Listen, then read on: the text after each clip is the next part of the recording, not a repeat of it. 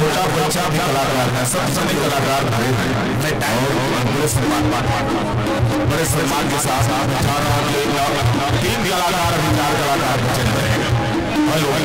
भैया फरमाइश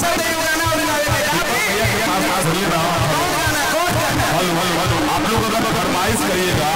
दीपक दिलदार एक ऐसे गायक का नाम है जिसके पास भंडार भरा है, लेकिन मेरी बात को सुनिए, इतने कलाकार हैं, मेरी भी मजबूरी है और बड़े सम्मान के साथ क्या मैं करूँ बाबा मुख लगा दी